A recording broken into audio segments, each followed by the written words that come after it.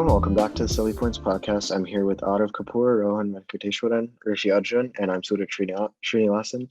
And we're going to be talking about the New Zealand-India series and the most recent match because we talked about the first one. But yeah, pretty solid win for India. One-sided for the most part. You'd have stars like Ajaz Patel, as Rishi is clearly showing in his background. Yeah, taking 10 wickets, that's really big. Third person to do it ever in history, right? Third, yep. Yeah, that's awesome. And stars like Mayank Agarwal, and really big credit, as if you've seen our previous podcast, you'll know that we all hate Rahane for the most part. And India finally learned to drop him and play Shreyas Iyer. Wait. He had a niggle. He had a niggle. Conveniently had a niggle. Conveniently had a niggle. Yeah. But I think Kohli punched him and gave him a niggle. That's what happened. Yeah, but it seemed to have worked out. Kohli again not reaching a century, sadly. But Akshar Patel batting really well. Lots of solid things happening. Yeah, it was after the first test match, New Zealand put a lot of fight in the first test match, but this was a pretty disappointing test match for New Zealand. Gotta say, it just felt like a regular home game for India. Dominate the opposition, spin them out, put up big scores. New Zealand had no support at all. They had there was nothing really much of their batting in both innings outside of like Daryl Mitchell in the second innings, and bowling was literally just one person. Obviously, to get 14 wickets in a test match is very commendable performance, but it also says a lot that he didn't get any support. There wasn't much for the Pacers this time, but New Zealand's other spinners were clearly lacking, especially Will Somerville. And I think we talked about in the previous podcast that New Zealand should probably have gone for either a more controlling spinner or go for one of their better bowlers in Wagner, because Somerville was pretty unselectable. Was honestly an unselectable option. Mayank especially hit him everywhere every time he came into the attack, and because of how many runs he was leaking, they weren't even able to give him overs in either innings too much. So Mayank obviously Mayank's a great player. Even in home conditions, he has a very highly proven record. Plays spin, probably one of the best players to spin in India. And yeah, he scored 150 in the first innings and 60 in the second. Not too much else for the Indian batting, right? Gill got a couple They changed starts. the batting lineup right in the second innings. India, they brought Pujara in to open, and then Gill. Yeah, that was because they weren't allowed to open with Gill, right? So Yeah, they ended up opening with Pujara, who I always thought was But it pretty worked okay out, as an opener, and he seemed to be doing all right. It worked out, yeah. And I think he was at the end of the rope, and now he kind of has his spot in the team now. I don't know. That third innings was not even needed by India. I'm not so sure. Yeah, it feels like that inning they did that hoping that Kohli or Pujara would get some runs that third innings, because they could have easily made New Zealand follow on and just won the game. But it seems like that didn't seem to work out because it was just the same players scoring runs again. Mayank scored, Gill scored, Akshar Patel stepped up to Jadeja's role, who was injured this match, by scoring runs as well as bowling very, very well. And then obviously India's like fifth best spinner in their country, Jayant Yadav, maybe sixth, ended up taking a cheap bag of wickets on the fourth day of the test match. So yeah, it was a pretty disappointing test match, not gonna lie, after such a thrilling first test match. Fairly disappointed about how New Zealand played, especially don't think the pitch was that menacing to be bowled out for 62. To be bowled out within 3 hours just felt like it was a stark contrast from the first innings, right? Especially India. The first innings also. I'm more hinting at the fact that Ajaz Patel, a spinner, taking all the wickets, and then Suraj coming in and then bowling like the first few batsmen out. So I think that's it.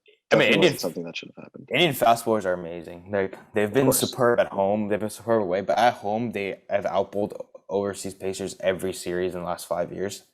And Suraj and Umesh Yadav as well. They both attacked stumps high pace. Suraj knew it was a spinner's deck, and he only had a few overs to bowl, but he made sure he left an impact. That delivery to Ross Taylor was an absolute peach, and even the ball to Will Young, who had a great first test match. I always enjoy watching him bowl. That's why I'd rather have him in the side than Ishant, because his tail always seems to be up. In every match that I see, at least he's always aggressive, like you're saying, attacking the stump, and I think that makes a big difference. Ishant's balls just ended up dying, Here we at, like go. halfway down the pitch. So Here we go. I'm not a My huge God, fan. Let's hear it. Let's hear it. You really hate Ishant. Like, what's your Yeah, problem? His I'm average sorry. his average is as good as Bumrah's in the last 3 years. I think he's not living up to the expectations in the recent years.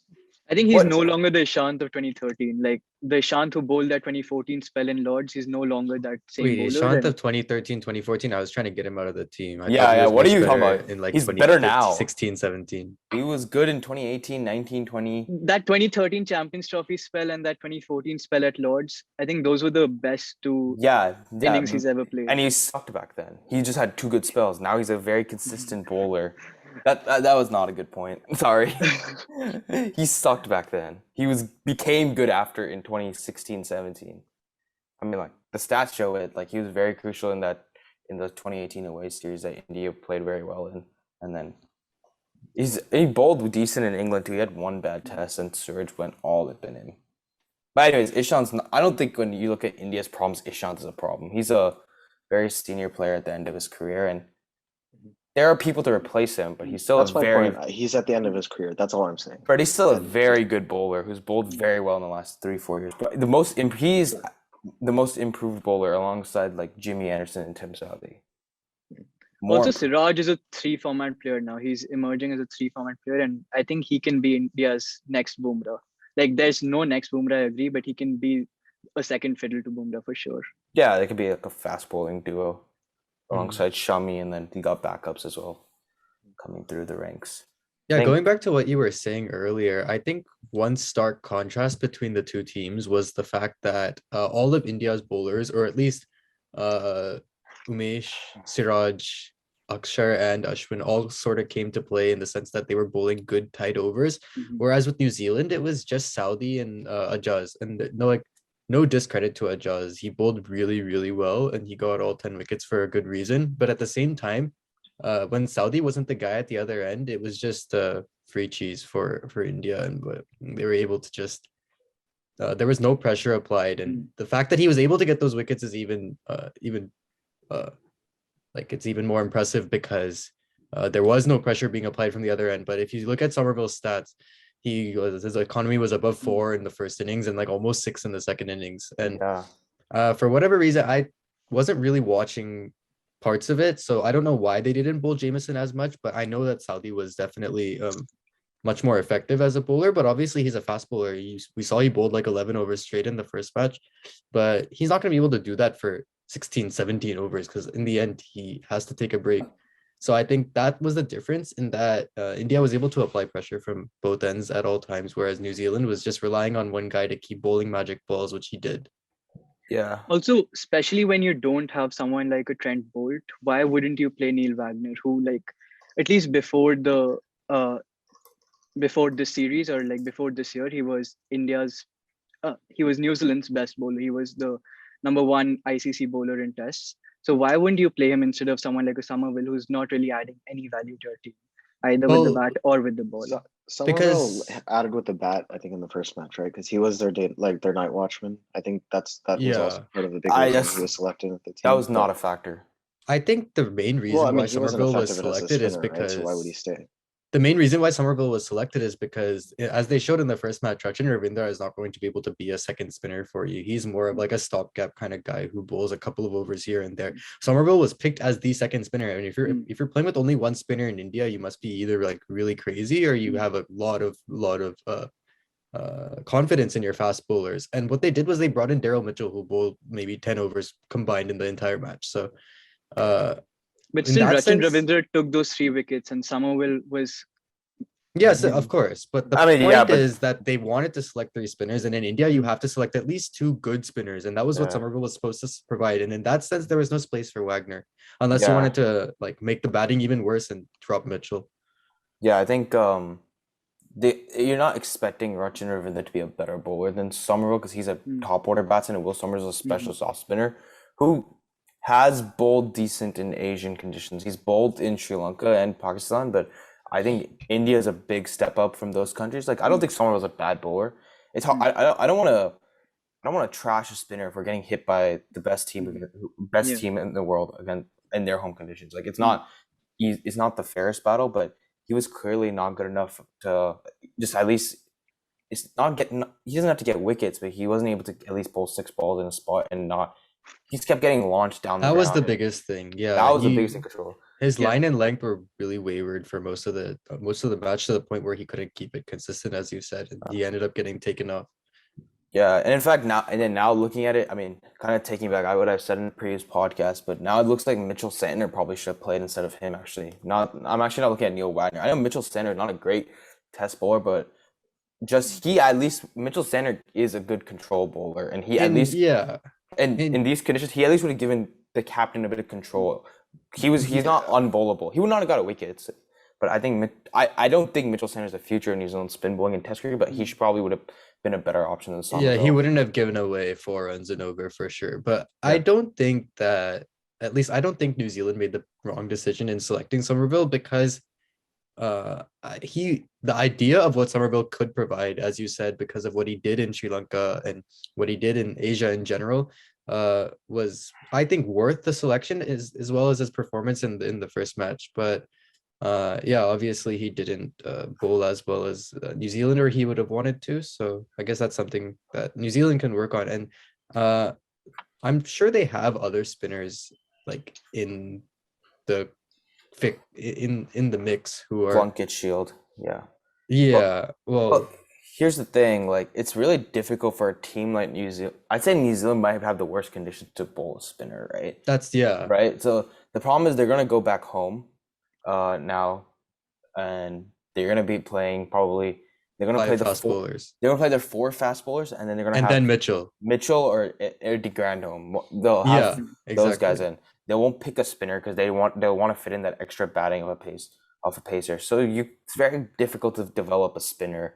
I mean, I hope Ajaz will have a permanent spot at least, because I think he will. Yeah, because at least the holding role in New Zealand conditions would make him a better bowler when he comes to Asia as well, right? Like Lion always plays test matches in Australia, and even if it's not spinning wicket. I mean, Keshav Maharaj will always play, even though South Africa is not a great for spin. And before Ben Stokes taking a mental break, England would at least pick a spinner in all conditions as well. So I hope New Zealand can also find a spot for at least one spinner, because otherwise you can't go to Asia and then just hope to win test matches there by picking 2 spinners who play 1 test match a year. That's true. Yeah, also India plays spin very well. Like the Indian players, they've been born and brought up playing spin. So I think that's one of the reasons why Somerville wasn't really effective. Also, huge shout out to Ajaz Patel for this. Like, he took 10 wickets against India in India. Yeah, so crazy. Yeah. And it was like market difference. Like, I think his dismissal of Shreyas Iyer in the second inning showed the class. I think they were playing. Shreyas Iyer had just launched Somerville for 2 sixes in the previous over, and who was batting on the other end? I think Mayank was batting on the other end. And they both looked very, very easy for them. Like, there was nothing in the wicket. And then Ajaz came in after bowling a 20-over spell in the morning. He came back after a break, and first 2 balls pitched outside leg and went to the keeper, right? Yeah. And then the second one obviously had him stumped. So Ajaz Patel is a way better bowler than both Somerville and Rachin in these conditions. And I think the main difference between their bowling was Ajaz Patel's line and length. He was so accurate and so on point that I think he deserved all of his wickets. Yeah, I think also he got not just line and length. I think also he puts more on the ball from looking at it technically from what Ajaz was doing differently than Somerville. He was getting a lot more. He was getting a very, very nice drift in the air. I mean, if you saw how he got Kohli and Pujara in the first innings, Pujara's ball drifted probably from off to leg before turning, and Kohli's LBW. But there was, I think that was debatable. Totally debatable LBW. That ball drifted in very nicely. In fact, Kohli was not even playing for turn there. That ball drifted in very nicely. So he was getting a lot more on the ball.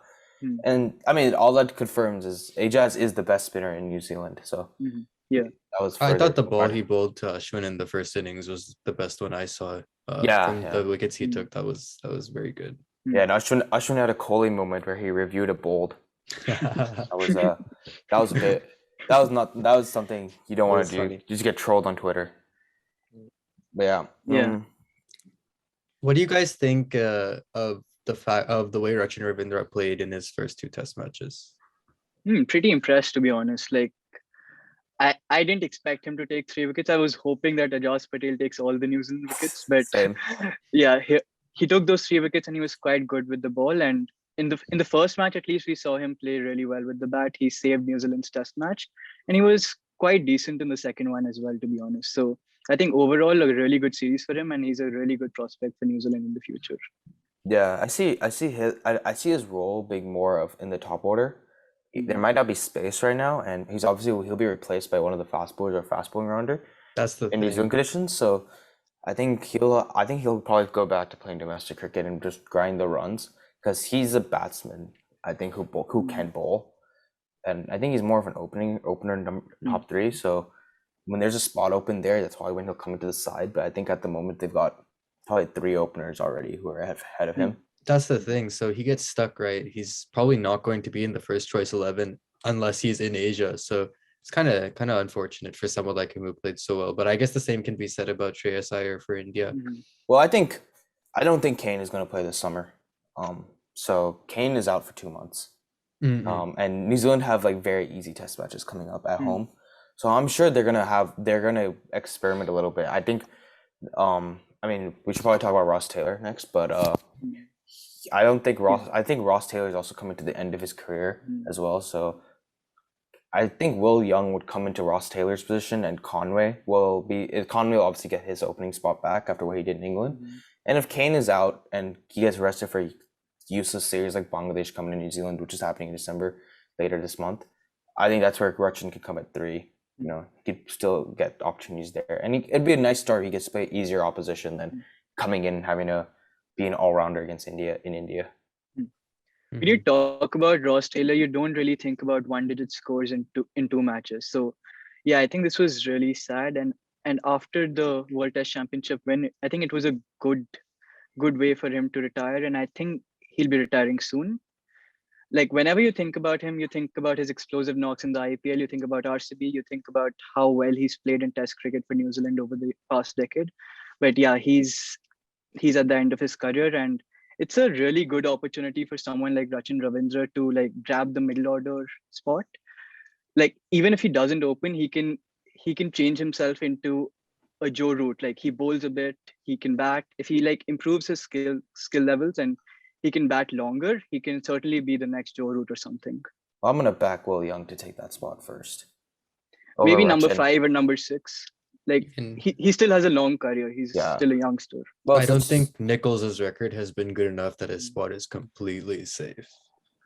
Nicholls, I mean, he had a very poor first 3 innings, and then he looked pretty composed in the final innings of the series. Then he got out, obviously trying to hit with the tailenders on the side, but I don't think his spot's up for grabs. In fact, he's one of the senior established batsmen now on the team, and his record in New Zealand and in seam conditions is very, very strong. But I think Ross Taylor, I mean, that was one of the worst things I've ever seen, to be honest. I think he didn't attempt to defend a single ball. And in the second inning. The final innings of the series, it was like, I mean, like, I get it. Like, when sometimes the ball spins so much, you want to be aggressive and get a score before a ball has you. But his shot selection was terrible. Like, you cannot first ball try to hit Ashwin over covers on a spitting track on day 4. Like, that's just like, you're just asking to get out. And then that happened and it just went over the stumps. And a bowler like Ashwin is going to get you. He just put a little more overspin on it when seeing Rochester trying to sweep and top edge was taken. And yeah, I showed a really frenetic state of mind. Reminds you of Moeen Ali batting against Nathan Lyon in the Ashes a couple years ago. And I think something like that really you should really be asking why probably the senior most player in that team, why someone is batting like that. But I think a player like him, he's a legend. He's obviously a New Zealand cricket legend, and I think he'll get a farewell series if he chooses to retire. I don't think New Zealand will just drop him, but I'm sure. I think the head coach said there'll be discussions with Taylor about his future, and I mean Taylor probably knows. Like, I mean Taylor's been like playing since 2008, 2007. He's 36. He's 36. Yeah. He's already out of the T20 team. And I'm sure there's plenty of young talent that's ready to take up his spot. And he's had a very, very good career. Like, he's New Zealand's best batsman at the moment. His ODI record is impeccable. Yeah. Also, I completely agree. He's a legend. I mean, we can take his name in the same breath as someone like a McCullum or a Kane Williamson. He's had that sort of a career. Yeah. I think thoughts on Ashwin. Obviously, amazing performance. Very consistent. 4 wickets at both innings. Yeah. I know Preston asked me to talk about Ashwin, but like Ashwin home series, he's the best bowler in the world. Like, No. if he didn't get man of the series, I would be like, how? I'd be like surprised he would. I just expect him to get like, I just expect him in 2 test matches to get 10, 12 wickets. Like, I mean, it's like pretty easy for him. Like, I mean, like he's by miles ahead, the best spinner in the country, best spinner in the world, not country. Yeah. Further affirmed by how Lion bowled today. I thought Lion bowling is not even close to Ashwin these days. So, just, I mean, what's there to say? Like, what he's got? Then this is his 9th man of the series. I think so. The last 2 times New Zealand have come to India, in 2016 and 2012, he got man of the series as well. So he has the wood over New Zealand, and he has the wood over any country who comes. I think he has man of the series against England too earlier this year. He looks like he's in the form of his life. Like he's been in this form for the past 2-3 years. Yeah. Especially after the 2016-2017 time period, he's really improved on his bowling since 2018. And yeah, we were talking about how if he plays for 4-5 years, he'll overtake Kumble. Yeah. And to be honest, Muralidharan's 800 wicket record also looks possible if he continues to play. If he plays till 40, I'd love to see him. How old is he? He's 34, I think. 33, 34. So he's at what, 440 wickets, 450? India plays so many test matches. 427.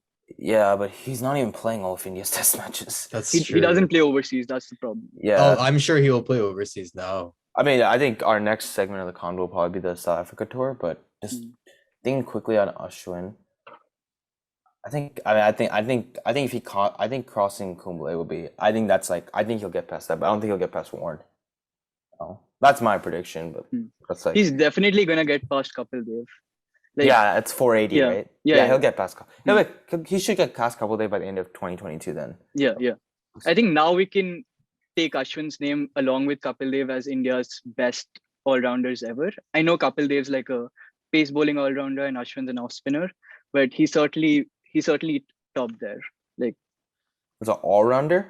Yeah, as an all-rounder. Like, he's been performing with the bat and he's taken like 420 plus wickets. So yeah, maybe not leadership, like he has a lot not on the basis of leadership, but certainly with the bat and the ball, he's I think along the lines of Kapil I'm ready to say Ashwin's India's best ever spinner, but I will say that Jadeja will be in the convo with Kapil Dev, not Ashwin. Not even in tests? No, I'm only talking tests. I think Jadeja's in the combo with Kapil Dev because Jadeja, I don't think Kapil Dev could ever play in the Indian team as a batsman, but I think Jadeja could play in the Indian team as a batsman or as a bowler. If he was injured and won, he would be able to still play. I don't think Ashwin and Kapil Dev cannot play in their team as a batsman. Yeah. I think that's a pretty fair statement. So yeah. Yeah.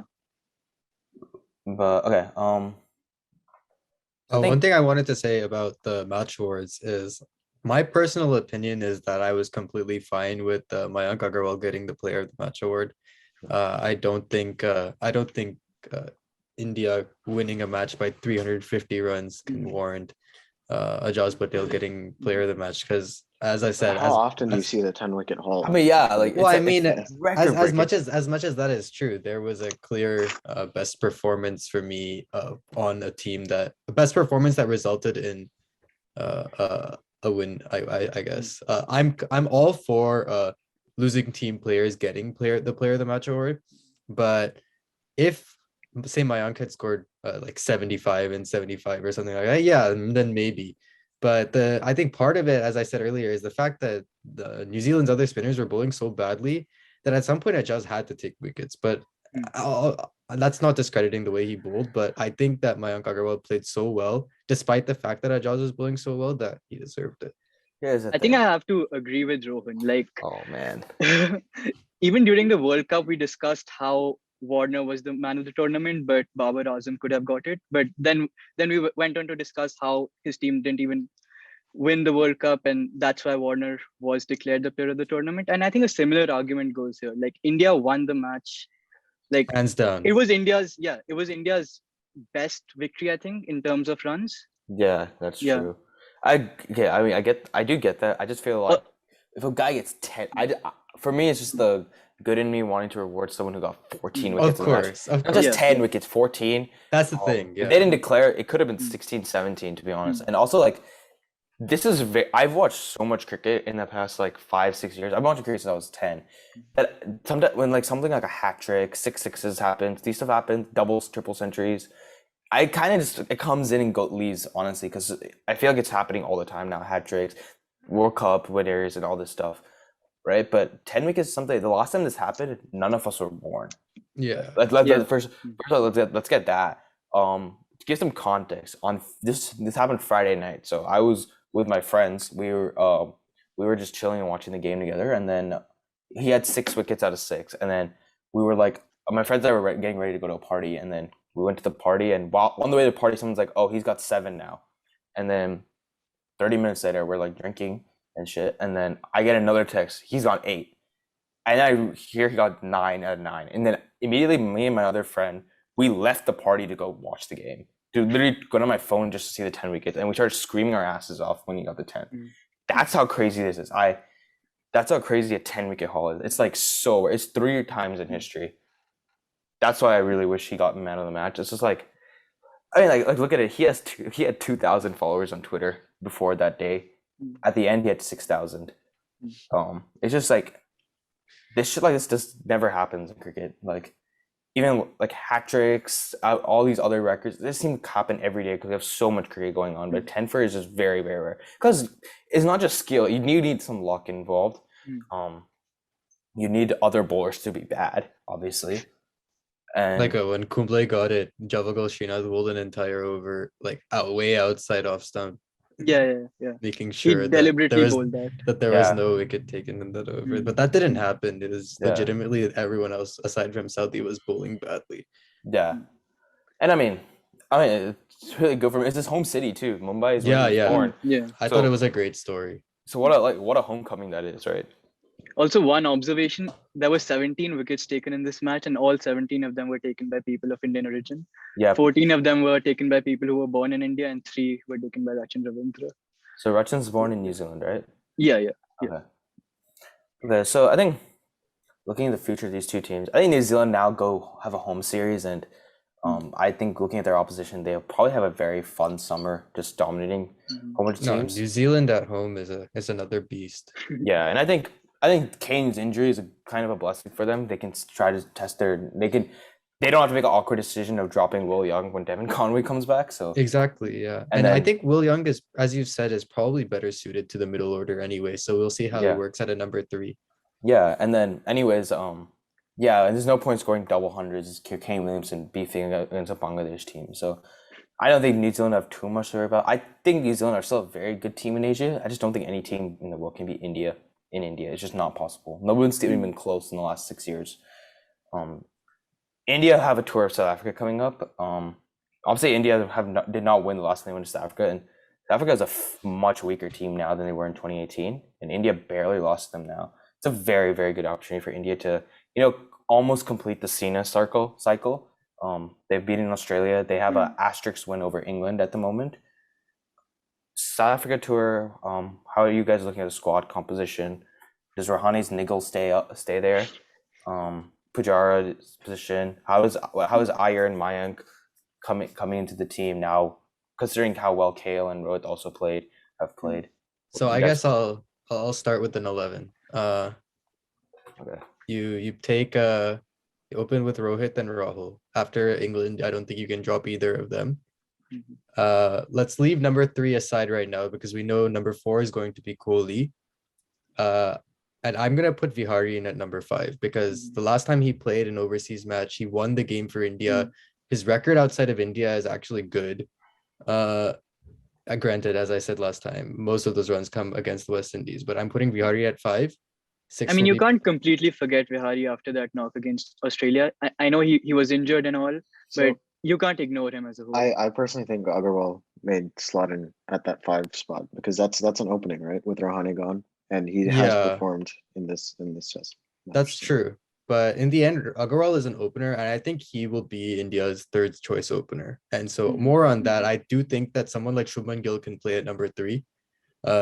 If he's since he already has opening experience and we know that he can score fast. So he knows how to play against in like high pressure situations and in situations where India This needs to thing score though, fast. that three spot, I don't know if we mentioned this last time, but you need to be able to like be very flexible in your play style, right?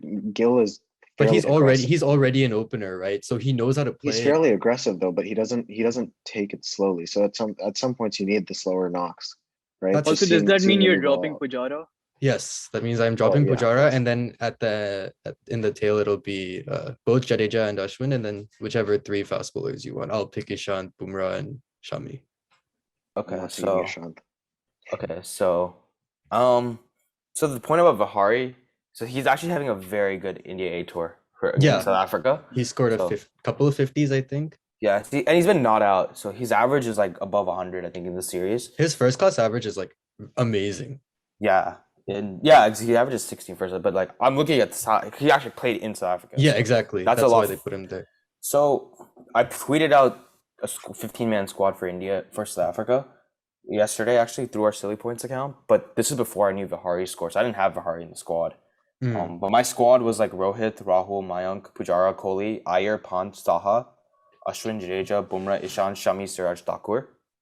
That sounds good. So, but when I'm looking at 11, I am not dropping Pujara for number 3. I think this could be his final chance, maybe possibly. Rohan is out permanently for me. Like I don't think you can go to the last podcast to see my opinion on that. Pujara, I think this is India's best chance at winning in South Africa.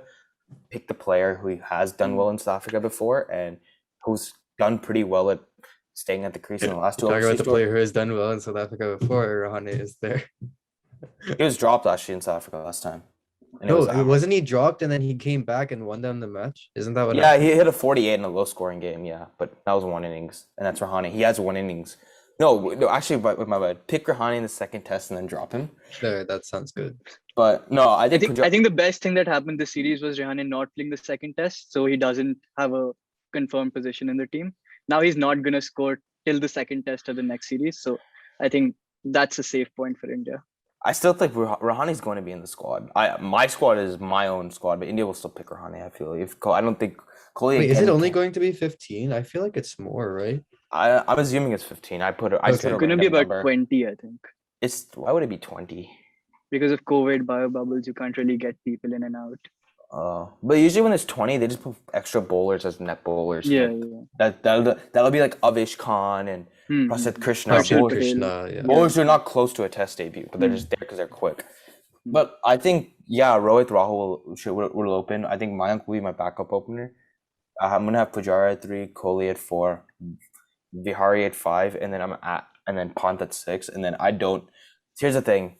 You generally cannot play 2 spinners in South Africa. It's the worst conditions for spin alongside. As much as that is the case, I don't think after the way Ashwin and Jadeja have played, you cannot drop either of them. I think you should try it out once. If it doesn't work, then do it. Don't do what you did in England and just start out with Ashwin being dropped. But at least Here's try the it thing. out once. Here's the thing. Shuttle Thakur worked for India. Everyone, it sucks that Ashwin's dropped, and I'm the biggest Ashwin fan. No, you know my opinion on Shardul Thakur.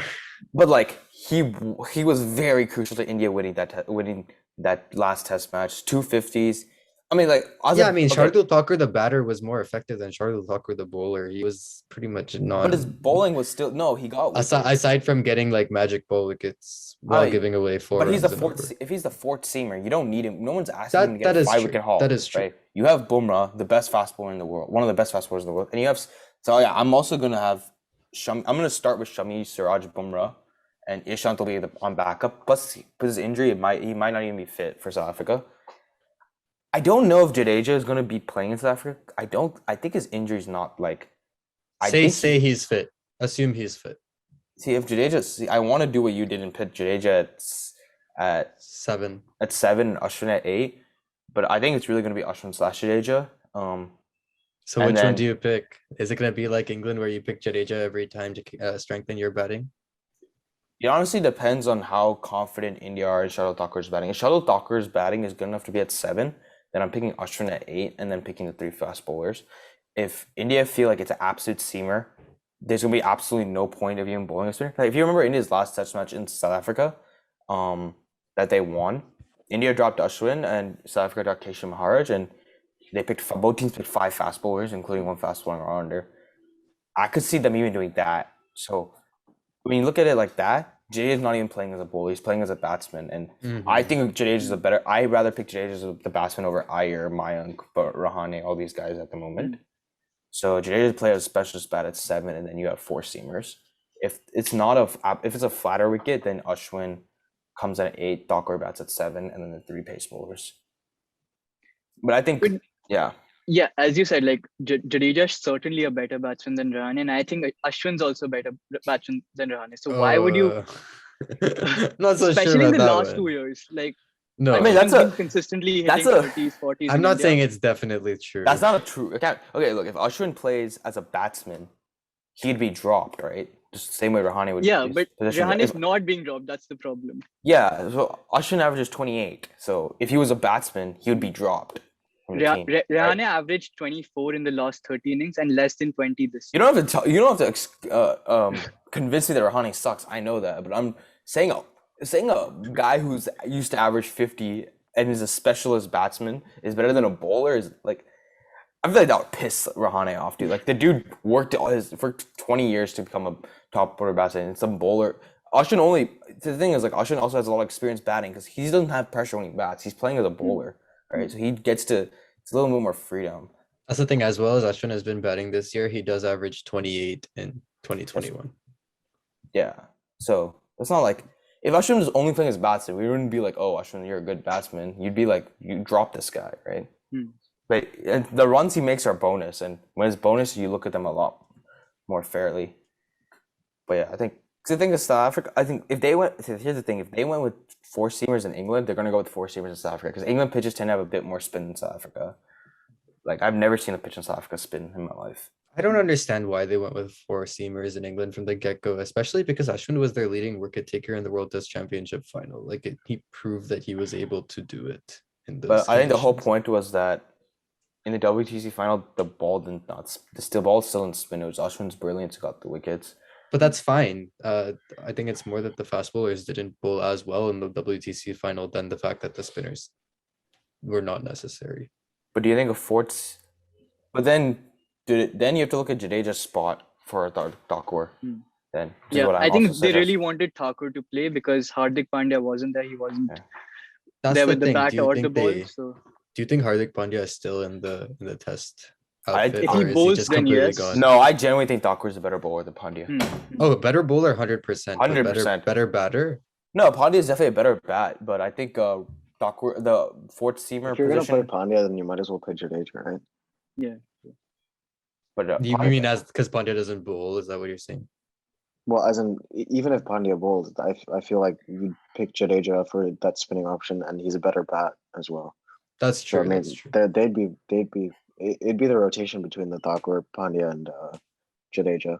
And Thakur, I think, like Rishi said, bowling is more important in that case. And yeah, Pandya's very beat up leaky. Pandya. Pandya's very leaky as a bowler. You know. Yeah, he's not you he's don't like want a your fifth choice seamer in most conditions. Yeah, you don't want Thakur is not gonna like give away runs as easily as Pandya would, which is and Thakur does have the ability to bring up magic balls and get random wickets, and it can be very useful if the South African bats are forming a partnership.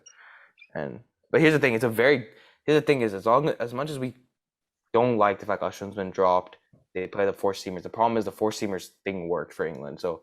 It worked in England. So India were winning that series. So how could I don't see a reason for them that they'll change for South Africa. That's they'll fair. stick, especially with South Africa being a worse team than England.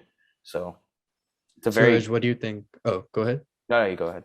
I was gonna ask Suraj, what do you think the top order should be in South Africa, or just 1 through 6? Top order probably. I mean, I'd have Rahul, Rohit. That's straightforward. Pujara, Kohli. And then I'd have Agarwal instead of Rahane, but I doubt they're gonna drop Rahane. They'll give him another shot. But if you were to pick the team, you would pick. If I were to pick the team, I'd pick Agarwal. So you would pick Mayank in the middle order. Yeah. I feel like he played that Gabba test against South Africa in the middle order. I mean, against Australia in the middle order, but I don't think he's played anything else, right? No, He only Yeah, I played the think Gab. it's just maybe a continued form. He played the trust Gala in test him as because they didn't have anyone else. Yeah, everyone was. They only had Yeah. Prithvi Shaw, the only player. No, I Yeah. think. Yeah, I'm Saha's not. been batting pretty well too. I mean, I don't think he stands a shot overseas for punt spot, even, I mean, let alone at home. But yeah, Oh, that's another thing. Do you think Saha should be taken as the backup keeper, or do you think they should pick Bharat? don't give Preston the satisfaction. No, yeah, I Um, will. yeah. Saha is an incredible keeper. Like, Oh, of course, he's probably aside Yeah. from maybe Ben Folks, the best keeper in the world. and he's a very doggy batsman. Like, he could stay at the crease and stuff. Like, he's the opposite of Punt the way he bats it. He's not a terrible batsman. And he never really got a real shot at batting overseas. He batted one test match. Yeah, and got I injured. I think- Injured. He's a uh, backup for me. He's a backup for me. you think so? Okay. Yeah, quite easily. He's in my squad that I tweeted out. I think Saha's. I mean, I was really impressed with his glove work. I mean, I know how good of a gloveman he is. I always knew he's the best, and I think his batting was like fairly gritty, right? He had the 50 in the first test. He had a pretty solid 40, I think, in the first innings here. He's a good player. Like, we give him a lot of shit, but a lot of that's not directed at him. It's directed at Prasan. So, because like I think Saha got really unlucky because his career coincided with MS Dhoni's, and many other wicket keepers got unlucky, like Dinesh Karthik and all of them. But yeah, I think right now he should be the backup keeper, but Bharat is also an emerging player, and he'll definitely get his chances in the future. plus is the only thing Saha gets is Test cricket. Bharat, I think, has a future in all Yeah. formats. Hmm. Saha's very useful if he's a backup keeper. Like, imagine, that's a very, very just say good Punt thing. gets like a injury and then send in Saha as your keeper. Yeah, That'd be the here's the best. thing: if Pant gets injured and Saha comes in, then Jadeja is 100% playing over Ashwin. Oh yeah, Why is then- that? Because That makes Jadeja, sense. because Because of the Jadeja, backing. Oh, you need the extra bat. Yeah. yeah, Jadeja's a better batsman than Saha by miles, so he'll bat at 6. That's true. Yeah. It's pretty interesting headache to have. I know that both Kohli and Dravid have said that it's a happy headache to have, but I'm interested to see how they'll do and how they'll pick their team for series that are going to come. I mean, the depth of Indian cricket is amazing. You even look at Akshar Patel. He's not He's even played- in the squad that Yeah. she's talking Yeah. No, He's not. played 5 matches this year in India. He's taken 30, 35 or 37 wickets. He's been totally amazing, but he'll not be playing overseas at all. Yeah. Also, it'll be a home track. yeah, bowler, in terms of spin options, apart from Akshar Patel, you have people like Ravi Bishnoi, Tewatia, Jayant Yadav, Gautam, not the Cal cricket one, but Krishnappa Gautam. No, get Gautam in the team. Gotta get Gautam in the team. Yeah, so you have all these spinners. I didn't even name Krunal Pandya or Washington Sundar. That's not a spinner, dude. Relax. If Krunal Pandya is in the team, then we're actually worrying about depth. I mean, okay, well, we know any team has depth. Like, that's like boring to talk about them. I'm actually more interested in how South Africa plays in this series because obviously they actually very excitingly they named a 21-man squad and they brought Dwayne Olivier back from after his Kolpak reign. I'm excited to see him play. Yeah, so we're looking at a pretty good bowling attack. Rabada, Norkia. Wait, have they announced their squad? They announced a 21-man squad, which I assume they'll curtail because Is Kyle Abbott there, or are they just not considering him anymore? he's not considered yet for selection. That's unfortunate. He's really good. Yeah, if Kyle Abbott's back, if they can get Simon Harmer back and a couple others. We've also gone Dane Vilas.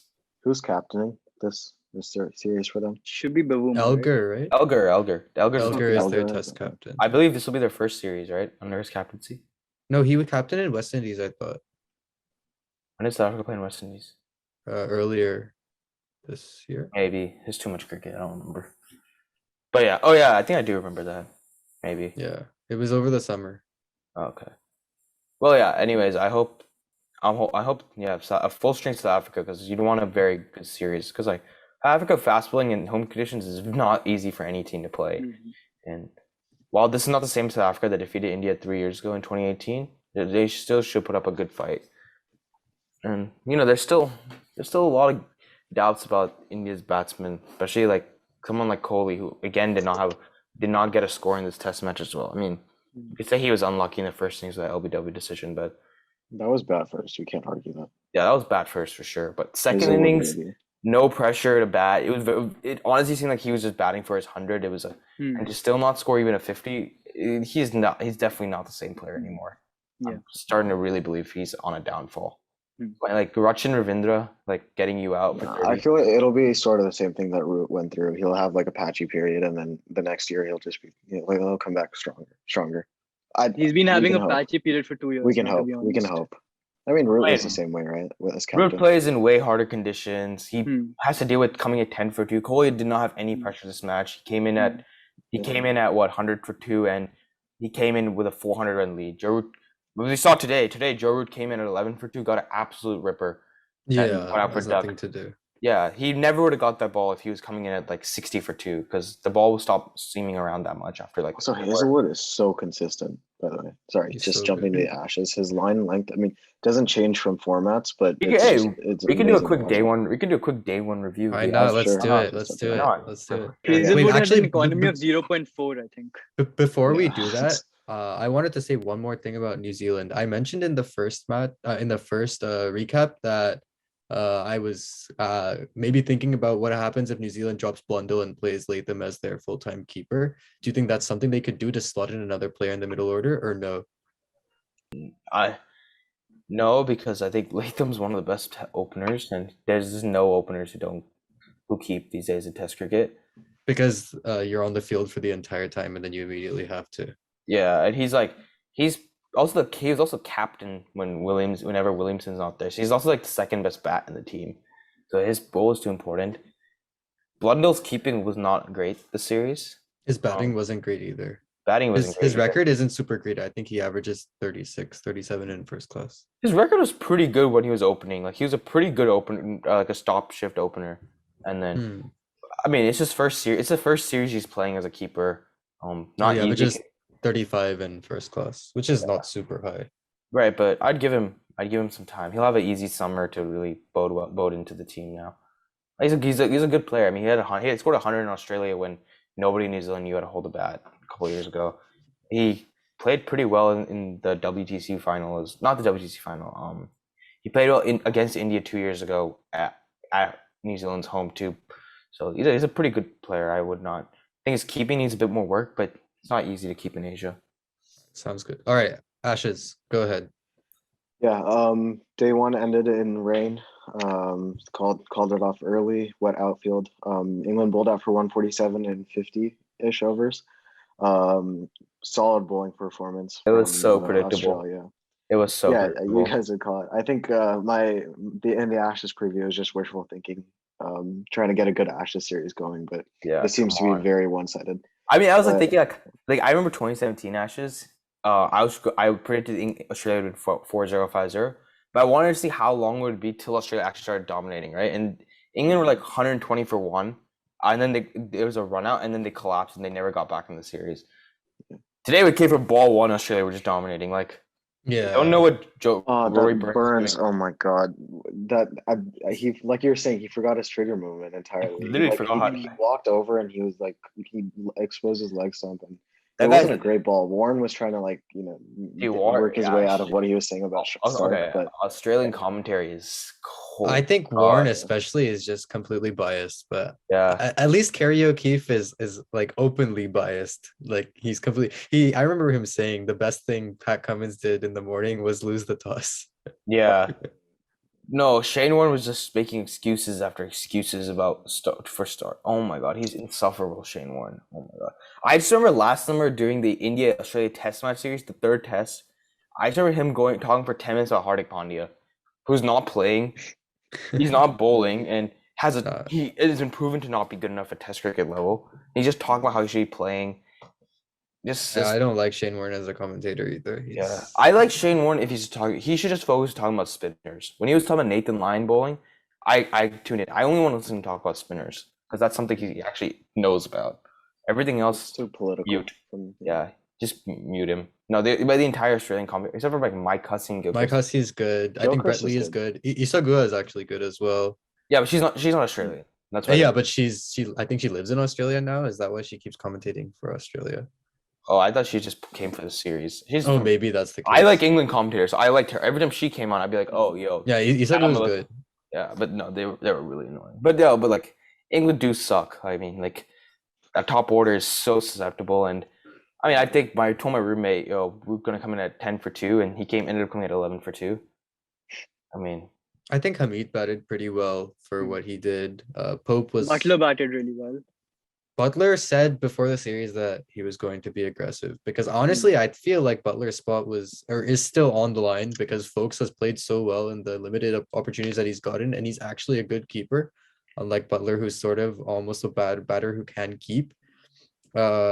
But yeah, I would say Pope and Hamid batted the That's best. what you need. I feel like you need to be very aggressive on this pitch if as a visiting team, right? Because if you're playing defensive, the Australian bowlers are just going to outthink you and outbowl you. They're going to be bowling that short of like good length or short of length, and you're just going to be trapped on the back foot. I think that's a really good point. Even when India beat Australia at the Gabba, Pant was batting and he was really aggressive, and that's one of the big reasons why India won. I mean, yeah, Shubman was very aggressive. I do think on the pull shots and England need one player. They do need one player like Pujara who does actually just make sure. That's what Sibley was, and then they dropped him. But Sibley's not Pujara. Okay, Sibley's not. He's not Pujara, but at least he's. No, I feel like that's better than anyone else England has. Hasib can take on that role. I think that's true. That's why he'd be really. They do have even Milan and Rory Burns should be able to take that role, but I don't think Milan is a test batter. Like just period. I don't think he is. I just don't. I haven't seen enough to really say. I mean, I remember him in 2017.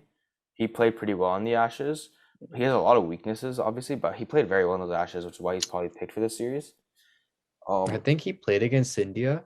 I don't remember though. He played a couple matches. I think he made a 60 or something, and that's probably enough to keep his spot because no one else wants to bat at 3. They played Joe Denley for like 3 years, and he was awful. But they need a Pujara. They do need a who just stays there because when you don't lose a wicket at one end, you have to target the other end, and that's when you bowl loose balls to players like Pant and Gill who attack. And for that, if they have someone like that, Butler, Root, Stokes, that's a very aggressive, and Pope, that's a very aggressive 4, 5, 6, 7 who could come and actually take the game away.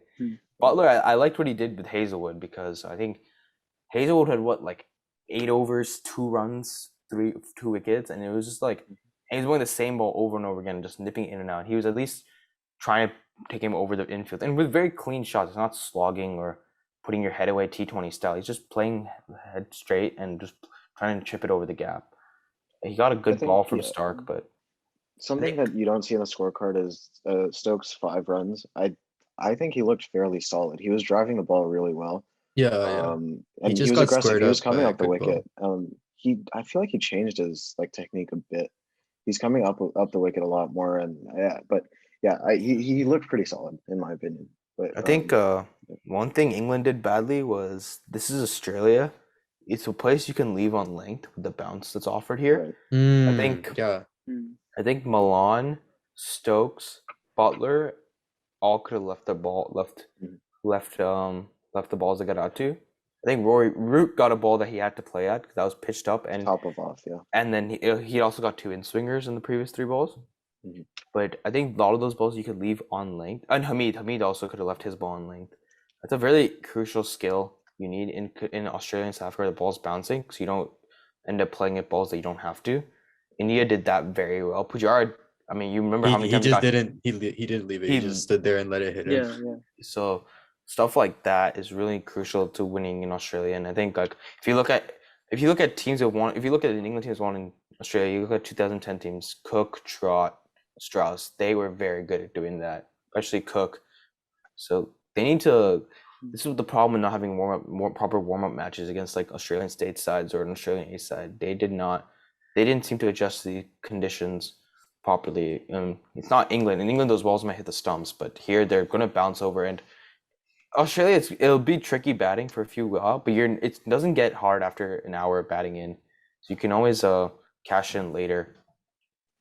So if they just need to leave on length better, I think that's probably the thing that stood out the most in their dismissals today. Something I noticed was that a lot of their batters got out, especially I guess it's sort of expected towards the end, but even their middle order, a lot of them got out playing aggressive shots, either slogging or driving, and not as many got out. That's the intent, right? I thought that was just the intent for Butler. I didn't realize. I don't think it's the intent for everyone though. Pope got caught a deep fine leg. Wokes was pretty aggressive. Well, Wokes was driving he had to. Constantly. Wokes had to play because he was batting with Mark Wood. Yeah. But Pope first ball from Cameron Green trying to hook was not a great option, especially Cameron Green's call gets that awkward bounce. Pope's a short guy, so he couldn't control it. I mean, Yeah. I'm glad Cam Green's on the board now after. I am too. Yeah. That was one of two very good catches. Josh Hazelwood took at fine leg. Yeah, I think. Yeah, Australia was solid today. Australia was I think they were like 8 for 8 on catches too. So Yeah. that's another thing that they took all the chances behind the wicket. But I think that's one thing. I think the leaving on length is crucial. And I mean, I'm not surprised. I know how good Cummins is. I know how good Hazelwood is. I know Stark can be very, very consistent, but I know he's pretty good against England. And against a susceptible batsman in the first over, we saw like Prithvi Shaw, he got bowled last year too. Mhm. He can get that wicket in the first over, and he's done it many times. And yeah, One thing Burns is, that I think he's gets up their 0. Australian plan was like really well set out for their bowling attack. I think that's a big plus of having Cummins as your captain. He knows exactly when to bring in the bowlers, and he knows the conditions and the plans for each batsman. He came on immediately when Root came on. Oh yeah, I saw That's that. like the yeah, perfect- everyone that's- pointed that out 50 That was a- million times. Yeah, that was very interesting because Stark bowled 2 overs and he just immediately brought it. Yeah, exactly. Um, So yeah, I think good start for Cummins as captain. Yeah. Yeah, he didn't I think have it'll too be much to do, but yeah. It'll be interesting to see how England bowl on this wicket, especially the likes of Vokes and Wood. You know what Not they will be picking doing? Anderson and They'll be Broad. bowling pretty slowly. Well, not Wood. Wood is quick. Yeah, Wood's 150 kmph. Yeah, I think Wood's gonna get a 5-4. That's my prediction.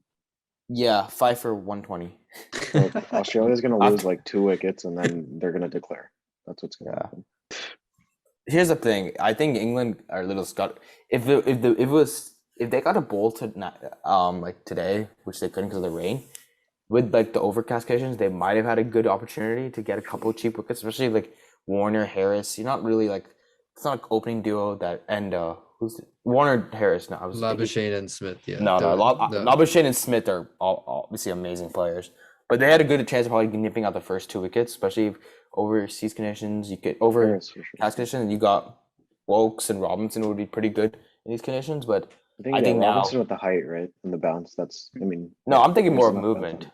I'm thinking movement. True. Okay. I think Robinson. I've told you how useless I think Robinson will be on a true Aussie deck, but Yeah.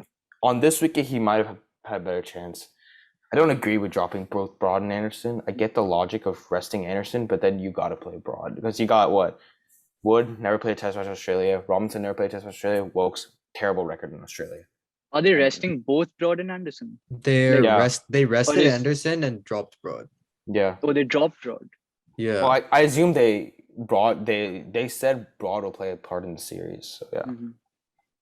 But again, now Anderson did really well in the pink ball test, so I think it's just more of resting him for that Yeah. second Yeah. match.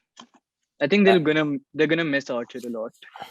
yeah, Yeah, of course, definitely. they can't really be focused on Archer now. He's not playing, so Yeah. they got to do. But I think not being able to bowl tonight was a loss for England. It was a good opportunity for them. It was a good Yeah, opportunity for them definitely. to get 2 early wickets before Smith and Labuschagne score hundreds. Mhm. But I guess we get to see that tomorrow. I remember early in the commentary, the commentators were talking about whether or not Joe Root did the right thing after winning the toss. And I think Mike Hussey said the best day that he thinks to bat on this surface would be day 2. And that's when Australia is starting. So we'll definitely be able to see how England is able to cope with that. I still would have batted first, though. I think England batsmen just suck. It's not Yeah, much. Cummins said he would have also batted first. Comments, yeah, and Australia's not a place. It's not England where you have like clouds and day one can be extremely amazing for bowling, and then Yeah, it exactly. gets You hotter. expect yourself to be batting again on day 2. Like, Yeah, that's the what thing. happens. England and New Zealand are the only place I think you might consider bowling first, but yeah. Plus, the 4th inning chases are not easy in Australia. Pitch will break down. You don't want to face Nathan Lyon in the 4th innings unless you're India last year. He's a good record there, so. Mhm. No, if England have to be better, they have to bat better. It's not the toss. One thing I forgot about was how electric Labuschagne is in the field. Chasing after balls going to the boundary is Ooh, kind of that's a insane. Lowy. Yeah, he's fun. No run. No run. I hope they get rid of. Well, I hope Warner and Harris get out early tomorrow. I'm really excited. I want to see Labuschagne and Smith bat. You want to see Labuschagne leave every other ball. Yeah, dude, he scores hundreds. That's all I want to see. No, you gotta That's- mute it then, that's true. because Warren's gonna go off in the commentary box. He's gonna Oh, be yeah. complaining about Labuschagne. Just mute it honestly. I do. I actually genuinely. Wait, he just think- complains about Labuschagne? What? Dude, all the time he's like, just He called him stop saying annoying. no runs. Yeah, Oh, like that. I think Andrew Simon said I would beat Abhishek up or something. I remember last year. He said something about. Oh yeah, I remember that. Yeah, I want to yeah, rough him up or something. yeah. He's like a little annoying kid. I bet he is, but like who I cares? mean, he is, yeah. I mean, He He averages, is, yeah. he averages what? Like he averages like 60. He averages Yeah, 60. exactly. It's a 60 plus. Yeah, so You can't yeah. argue with stats. Labuschagne is that kid in the team who is extremely irritating, but is your best player. That is He just loves the game. Yeah, That's what Kamen's was saying. He's like a 10-year-old in the backyard trying to play Yeah. every second. Yeah. Yeah. He's like me like 5 years ago. I said I was never the best player on any team. Yeah, yeah. and you can't bat. Yeah. Perfect. Oh, exactly. I'm not one to talk. All right. Cool. Predictions. What's the for day 2?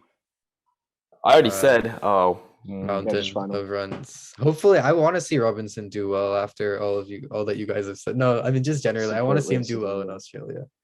I want to see Wokes do well because I think That also. because I like Wokes a lot. I feel like Wokes is a good all-rounder, just generally. Yeah. I think he's that- underrated a bit. Nah, he's not. He's called underrated so much now that he's getting overrated. Do you think so? I feel Yeah, like he's people still becoming. think he's not that good. I think nobody will doubts how good of a limited overs player is, and nobody doubts how good of a test match home bowler he is.